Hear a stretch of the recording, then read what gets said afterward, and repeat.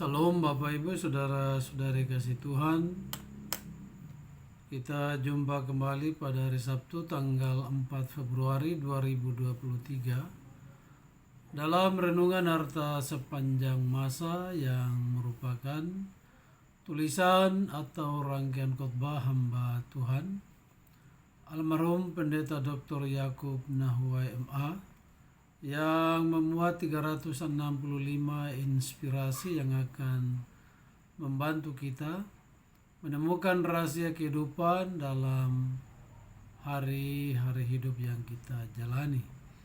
Untuk itu mari kita berdoa. Terpujilah kekal namamu ya Bapa di surga, Bapa yang dengan kuasa Roh Kudus-Mu membawa kami masuk dalam hadirat-Mu, mendengarkan Bapa berbicara kepada kami melalui kuasa firman-Mu. Untuk itu ya Bapa, kami mohon urapan Roh Kudus atas kami yang membaca, merenungkannya, juga yang mendengarkan, sehingga tidak ada satu kuasa pun dari yang jahat yang dapat mengalihkan perhatian kami, apalagi mengambil firman Tuhan daripada kami. Kami patahkan kuasanya dalam nama Tuhan Yesus, dan kami siap untuk mendengarkan Bapa berbicara kepada kami. Amin. Firman Tuhan terambil dari Amsal 22 ayatnya yang pertama yang menyatakan, nama baik lebih berharga daripada kekayaan besar. Dikasihi orang lebih baik daripada perak dan emas. Seseorang menciptakan nama baik, bukan nama baik menciptakan seseorang. Berbicara masalah nama, lalu berbicara perihal reputasi seseorang. Berbicara perihal reputasi, lalu berbicara perihal karakter dan penghargaan pada orang yang bersangkutan. Nama yang baik dapat menuntun seseorang berhasil dalam bidang apa saja, baik sekuler maupun bidang rohani. Karena itu nama baik lebih mahal dari barang berharga. Nama baik lebih berharga daripada kekayaan besar. Dikasihi orang lebih baik daripada perak dan emas. Nama baik bukan warisan orang tua, bukan barang yang diperjualbelikan, tetapi usaha kita secara pribadi. Jadi sekali lagi, nama baik bukan warisan, bukan sesuatu yang bisa dijual atau dibeli, tetapi itu adalah hasil usaha kita secara pribadi.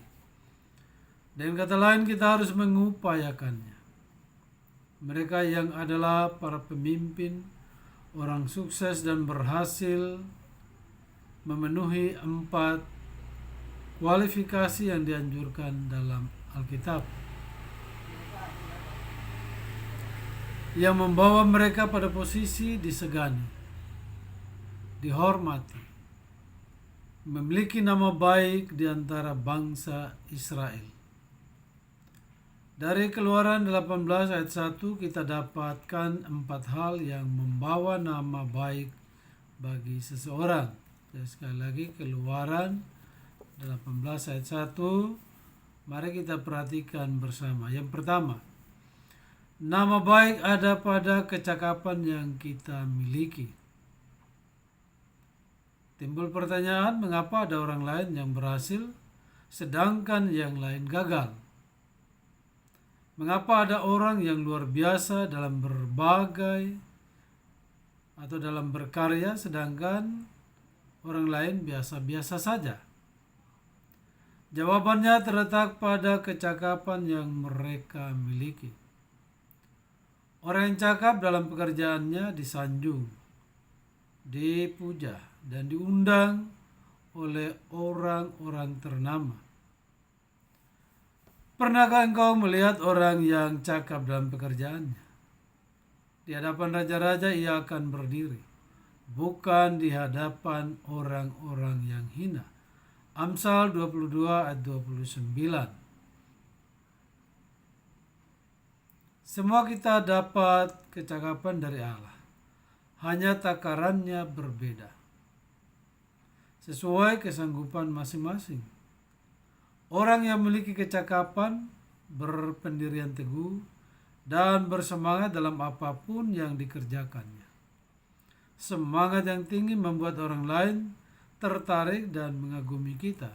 Nah, pertanyaannya, apakah orang yang tidak cakap tidak memiliki kedudukan atau jabatan atau pangkat yang tinggi? Ada. Tetapi persoalannya, ya, apakah mereka diberkati Tuhan? Nah, itu di situ persoalannya. Ya. Yang kedua, nama baik ada pada sikap takut akan Allah. Sikap takut akan Allah membuat kita menjadi atau menjauhi dosa dan kejahatan. Jadi kalau tidak memiliki sikap takut akan Allah, bahkan dosa dan kejahatan menjadi teman atau sahabat.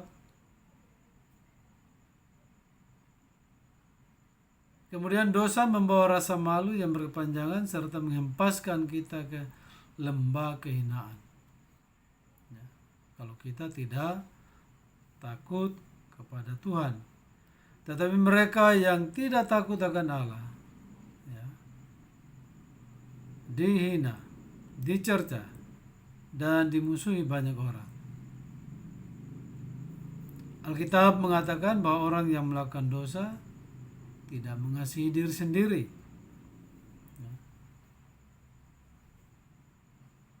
Dosa membawa noda pada diri sendiri,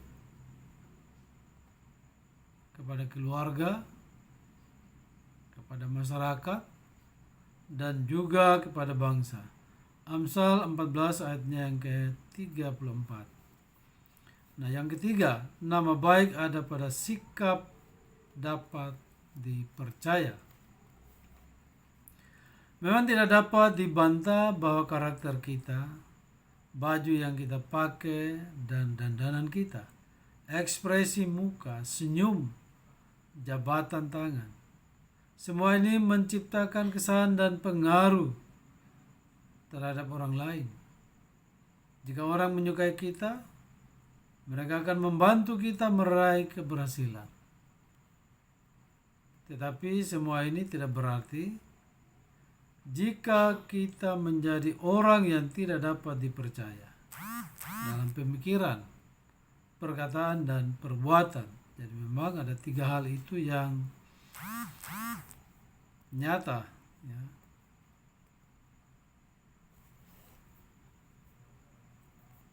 Jadi pemikiran, perkataan, dan perbuatan, 3 hal itu selalu berkaitan.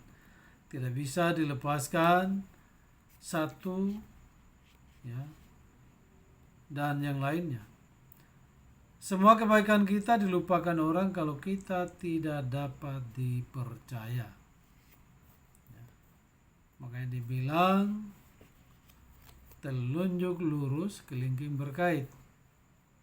Dan sekali kita melakukan kesalahan, untuk selamanya tidak akan dipercaya. Keempat, sikap benci pada uang suap. Nah, perhatikan baik. Sikap benci pada uang suap. Ya. Yang ketiga kali, sekali lagi disampaikan. Sikap benci pada uang suap. Ini peringatan bagi kita semua, terutama kepada para pejabat, ya, kepada aparat, ya, penegak hukum dan penegak hukum, ya, kepada Polri, jaksa, hakim, juga pengacara. Perhatikan baik, karena keempat komponen ini selalu berkaitan dengan yang namanya perkara. Mau perkara perdata, pidana, ya, mau kasus-kasus yang diselesaikan secara non-litigasi maupun litigasi. Apalagi pada zaman sekarang, ya, itu mungkin sesuatu yang lumrah, tetapi perhatikan, itu akan mencoreng nama baik. Uang suap telah merebut kejujuran dari hati seseorang, dari meja pengadilan, ya, dari masyarakat, bahkan dalam pelayanan pekerjaan Tuhan. Nah, kalau di dunia sekuler mungkin masih iya, ya. Tetapi ketika itu sudah menyangkut pelayanan pekerjaan Tuhan, ya, seperti yang dilakukan oleh Yudas Iskariot, ya, Alkitab berkata, lebih baik sedikit barang dengan disertai takut akan Tuhan daripada banyak harta dengan disertai kecemasan. Amsal 13 ayat yang ke-16. Jadi mungkin ini yang perlu menjadi penekanan untuk kita.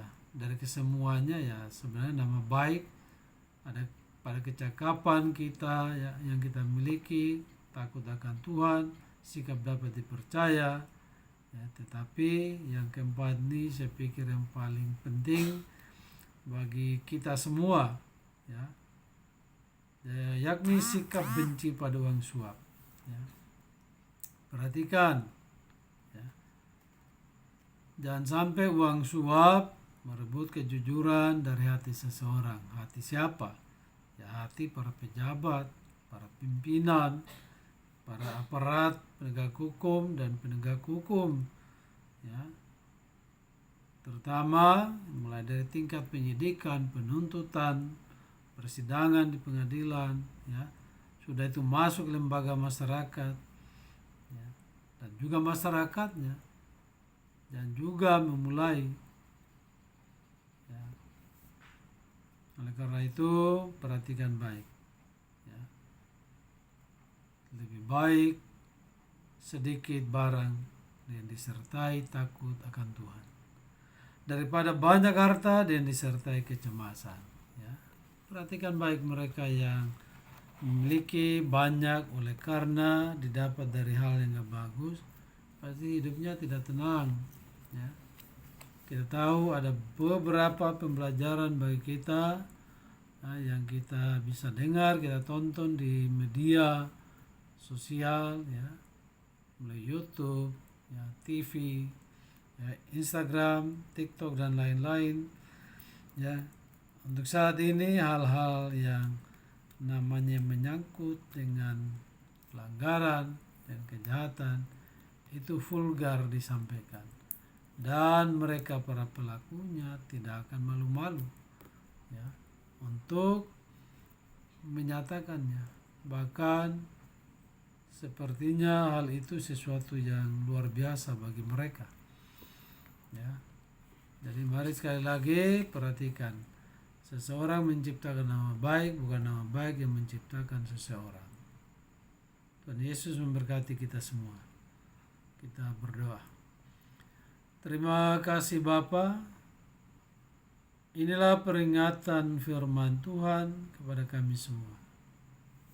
Mungkin, ya, terlebih secara khusus bagi anakmu yang membaca, kemudian berbagi dengan sanak saudara kami, dengan rekan-rekan kami, baik yang sudah mengenal Tuhan ataupun tidak. Karena firman Tuhan ditujukan kepada seluruh umat manusia, tidak terkecuali. Tinggal mereka mendengar atau tidak, atau mereka mendengar kemudian mengambil sikap atau tidak, itu menjadi urusan pribadi lepas pribadi. Tetapi apa yang menjadi tugas dan tanggung jawab yang Tuhan berikan pada kami telah menyampaikannya, dan itu pun akan menjadi pedoman bagi diri kami sendiri, supaya jangan ketika kami menyampaikan sampaikan sementara kami sendiri tidak melakukan firman Tuhan. Ampuni kami ya Bapa, pikir tuturan perbuatan kami. Ya, kami telah melakukan pelanggaran dosa dan kejahatan terhadap Tuhan. Terima kasih Bapa. Terima kasih Tuhan Yesus. Terima kasih Raja Roh Kudus. Haleluya. Amin.